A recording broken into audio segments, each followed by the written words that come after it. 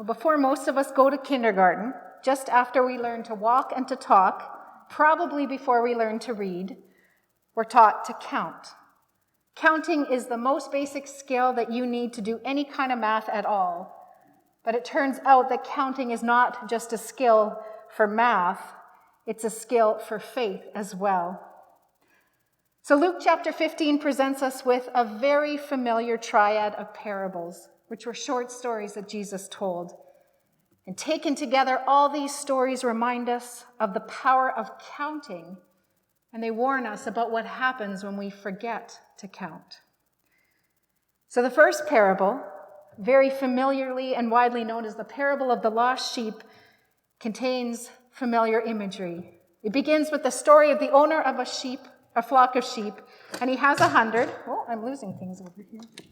He has 100 sheep, but one is missing. And that's the bad news, because it is this shepherd's job to care for his flock, and he's done pretty well, but ultimately he's come up one short. Now, New Testament scholar A.J. Levine did a lot to point out for me the ways that the titles or the labels that we've given these three stories in Luke 15 actually shape them in ways that are unintended. And we're going to consider that theme throughout the message this morning, so I want to say at the outset that I am indebted to her. So she suggests at this point in the story that instead of calling this the parable of the lost sheep, we might substitute the title, The Parable of the Initially Oblivious Owner. However, the good news is that even if he was initially oblivious, the man is pretty good at counting. Now, if you or I had 100 of something, even something a lot smaller and that didn't tend to wander away as sheep do, it would probably be difficult for us to notice if only one was missing. But this sheep owner, even though the flock is large, he takes his time, he counts his sheep, and because he took the time to count, he discovered the one that was missing. And Jesus begins the story with a rhetorical question. He says, suppose one of you has 100 sheep and loses one of them. Doesn't he leave the 99 in the open country and go after the lost sheep until he finds it? And the way Jesus asks this question, you might assume that was standard practice in the sheep-owning community. But we might ask, is that really typical behavior for a shepherd?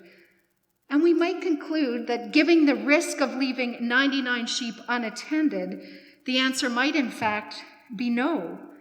He wouldn't automatically go after the lost sheep until he finds it. But then again, parables often hinge on the unexpected. And while this action may not be true of all sheep owners, this one, the one that Jesus is talking about, this sheep owner does go after the lost sheep. Even though he doesn't know how long the search is going to take, he doesn't count the hours or the distance he may have to travel. He simply goes and finds the one that's missing. And when he finds it, he's overjoyed. And he throws a party and he invites his friends and his neighbors, and he proves himself up to the task. He saves the integrity of his flock even though he was initially inattentive, because when he notices the one missing, he does not give up until that one is restored to the 100. The flock is complete. Let's have a party. Now, sheep are prone to wander, but coins are notorious for staying put. Now, I know most of you are going to say to me that it feels sometimes like coins and other things like keys or cell phones or glasses or wallets or purses sometimes do take a life of their own and wander off when we're not looking.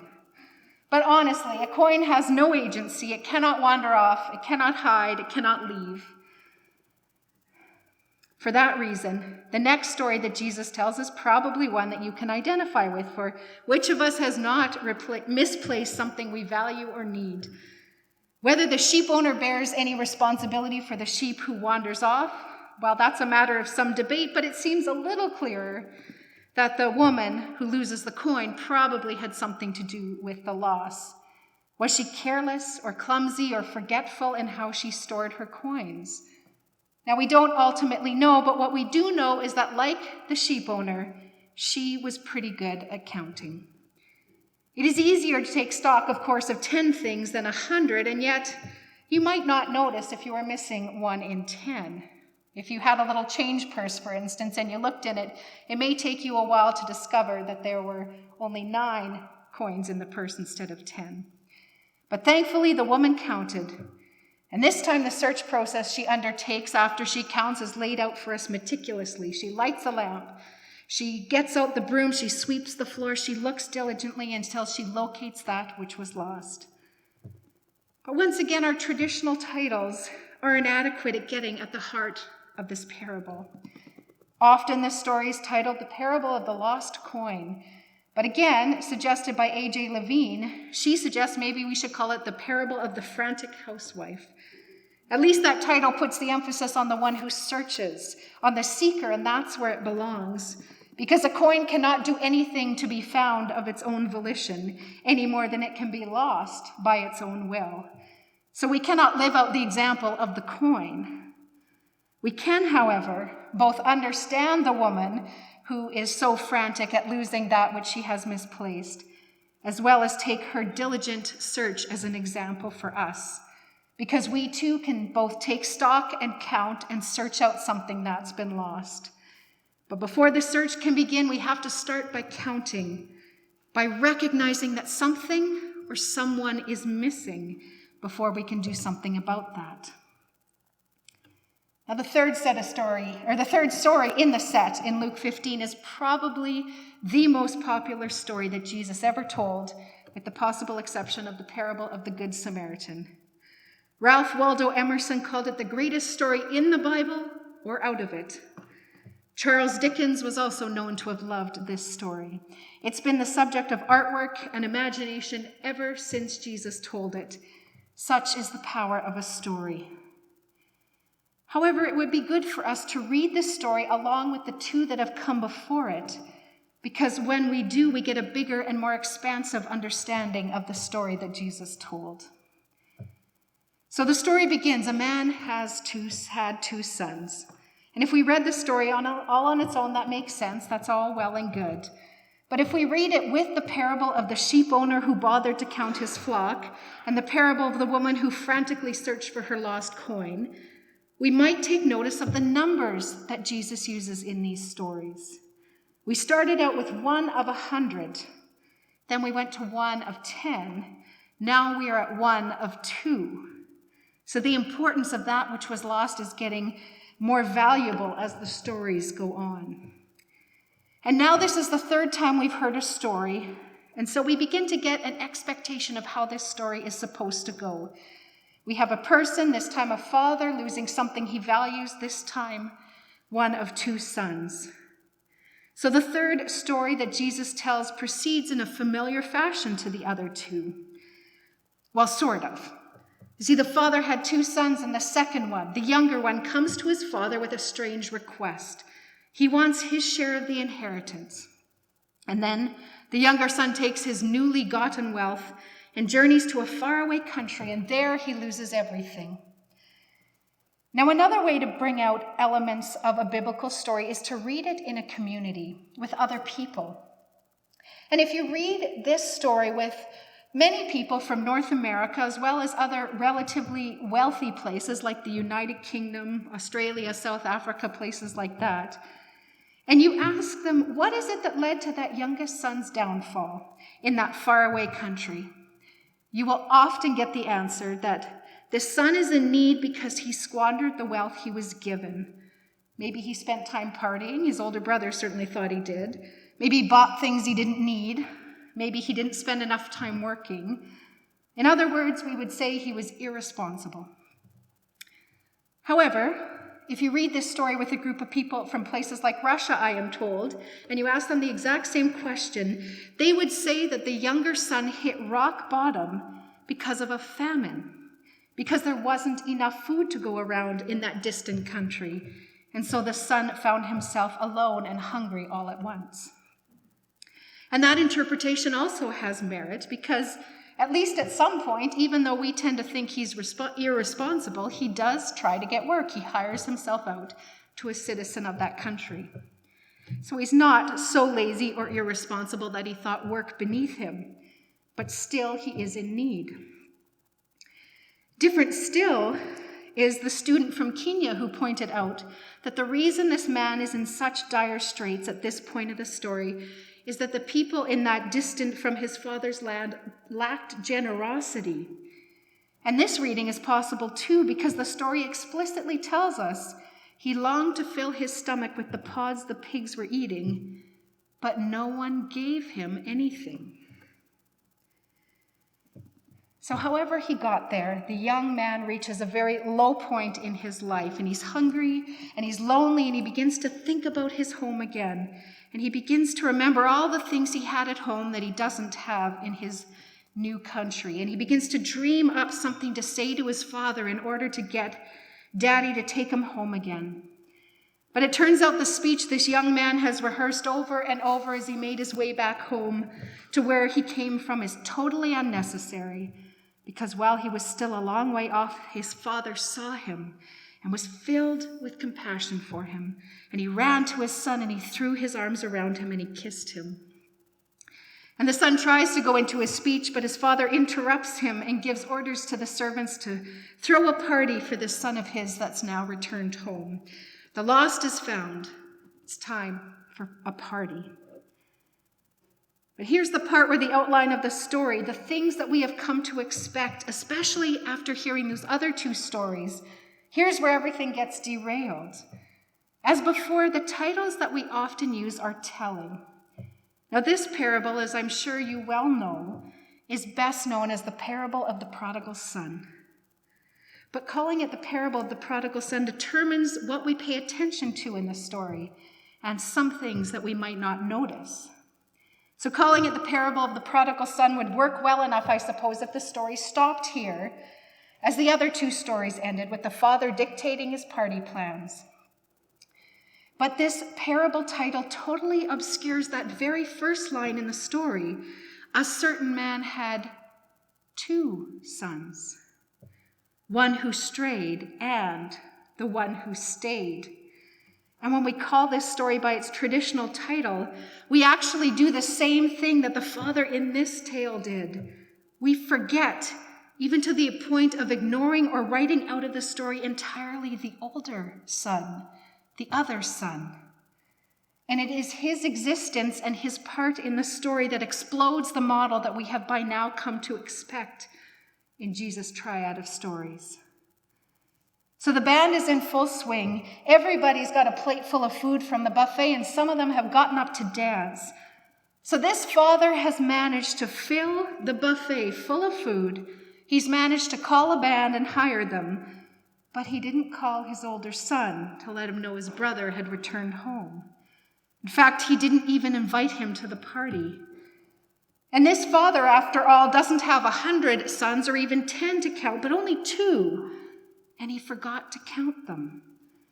And the results of his failing to count them are disastrous, because even more than the actions of the younger one of these 2 sons, it's the father's inattention that damages the relationships in this family.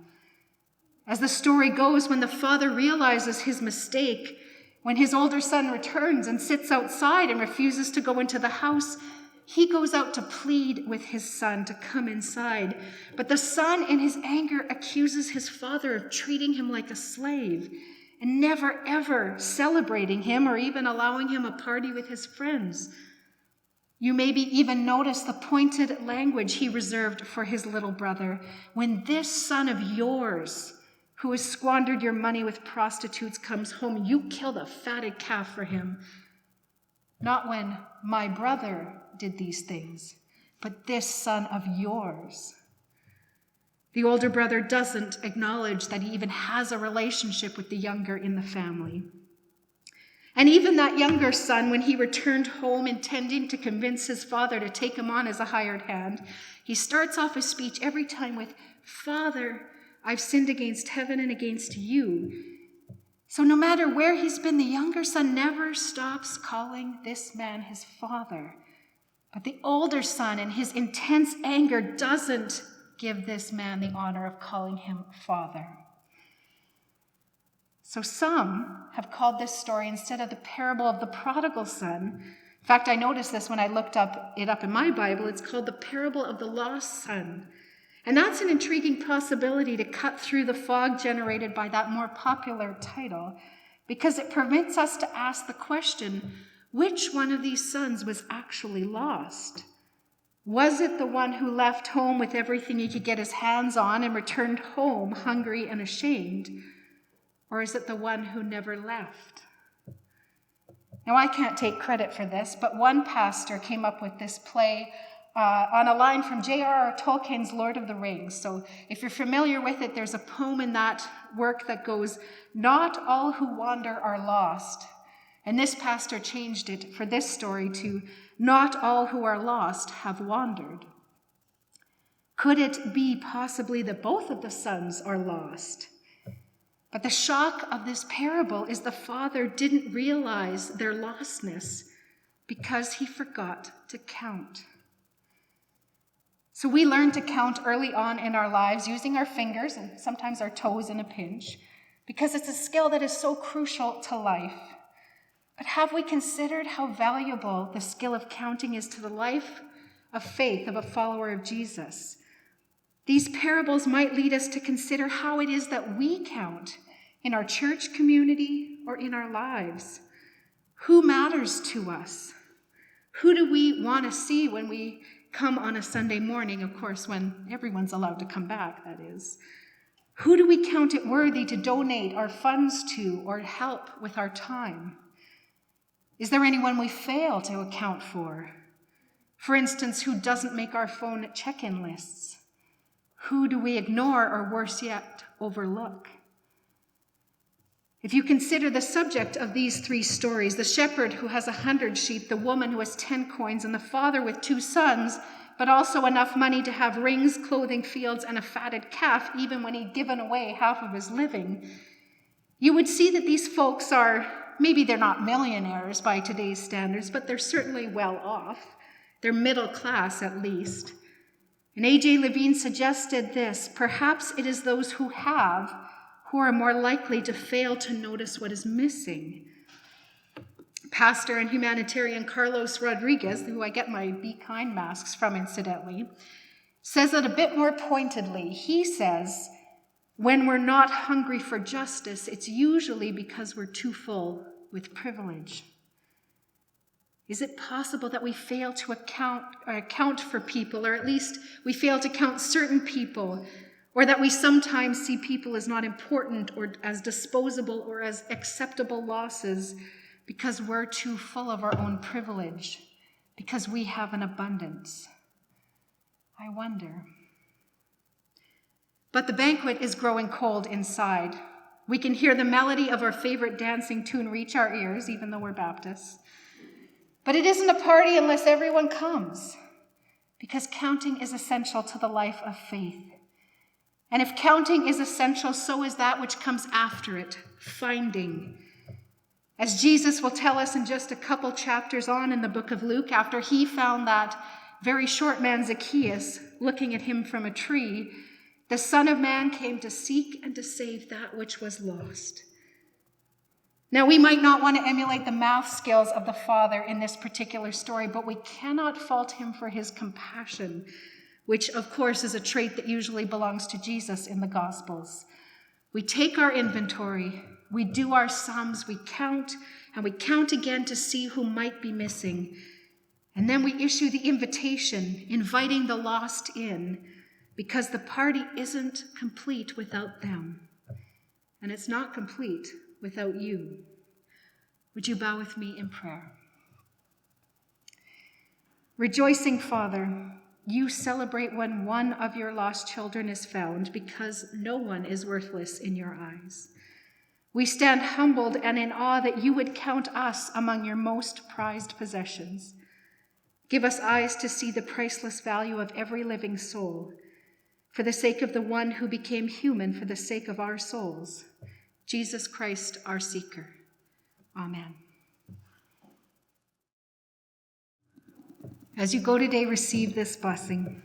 May the holy wisdom of God guard your ways and guide your paths. May the living truth of God enlighten your hearts and open your minds. And may the living Spirit of God give you life and life to the full. Amen. Go in peace.